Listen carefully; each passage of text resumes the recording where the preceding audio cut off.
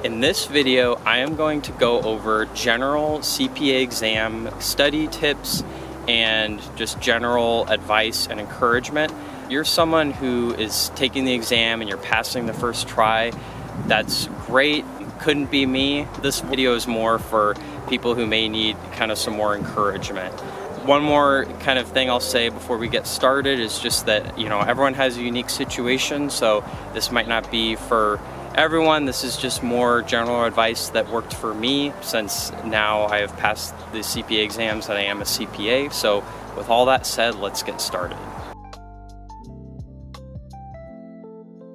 Tell or not to tell others. This is always something that kind of comes up when we all kind of debate it in our heads. Telling friends, family, and coworkers, it can be kind of stressful because people are going to be asking you about it a lot, and it can be embarrassing if you end up not passing a certain exam. I totally understand that, but I do think that in some situations it can be very helpful to tell people, and so here's why.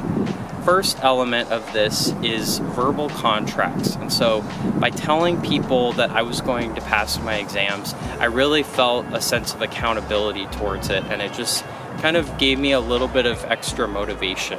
Most of these people, let's be honest, they don't really care, but that's okay because the important people in my life, they do care.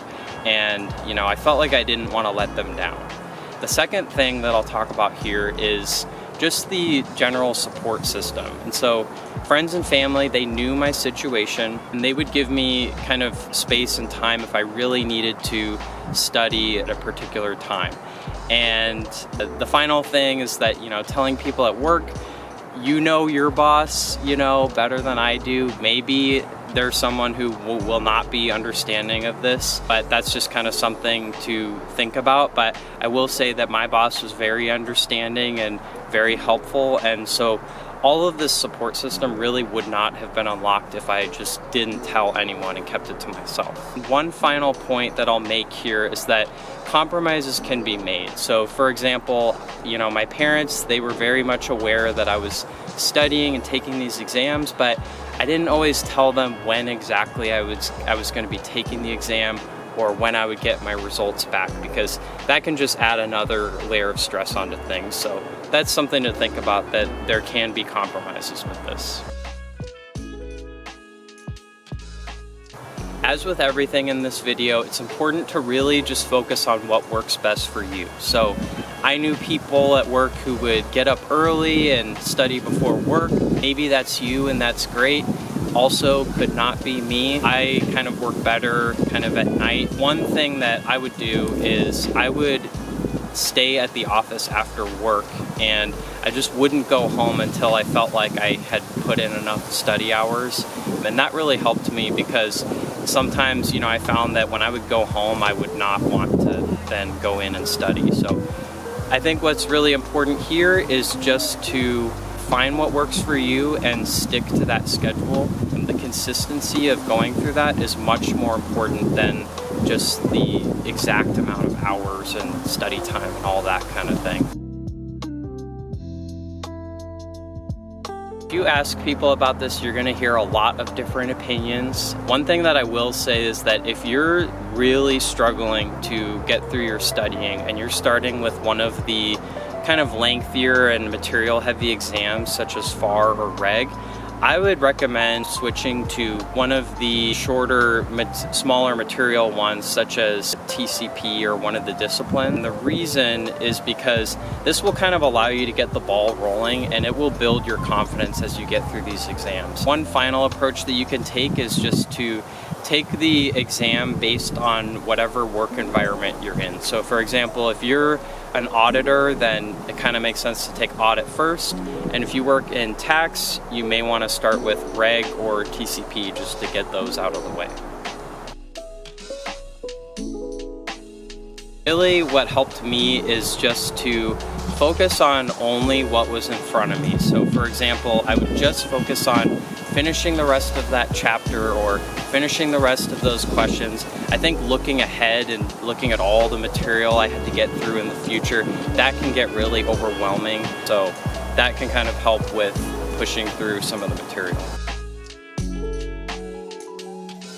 Simon Sinek argues that great leaders and organizations inspire action by starting with their core purpose and really finding their why. So for me, the CPA exams and getting my CPA was really about advancing my career and my education. Some of you may be parents and you want to provide better opportunities for your families. Some people may have aspirations of opening up their own tax practice. So really what's important here is just to remind yourself of your why you're doing this, and that can help give you some extra motivation when you're kind of struggling to push through things. So as you're going through these exams, it's a lot of study time and it's really easy to let things go. So the study time piles up. Sometimes you can skip out on healthy meals and eat out. Sometimes you miss out on going to the gym or spending time with friends and families. And I'm begging you to please not do this. It's really important to take a break and really look out for your mental and physical health as you go through this. This is something that will also help your studying and just help you stay sharp.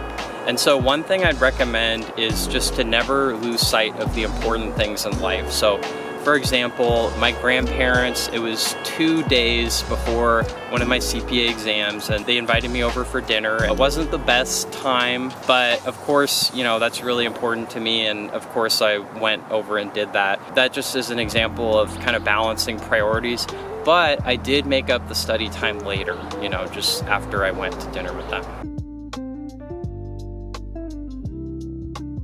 I touched on this a little bit earlier with my point about mental health, but I do believe that this is something that can be balanced with life and just with other obligations. If you're trying to pass all the exams in 6 months, maybe not, but within the standard time frame of about a year and a half, I do think that this can be balanced. It's kind of up to you to make that judgment call. I had to make it a few times. Sometimes you may not be able to do those fun things like going on trips and all of that.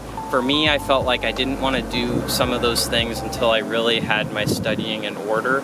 The important time is really about a week or two before the exam. I would recommend kind of balancing that out, but the point I'm making here is that it is possible to balance this with your life.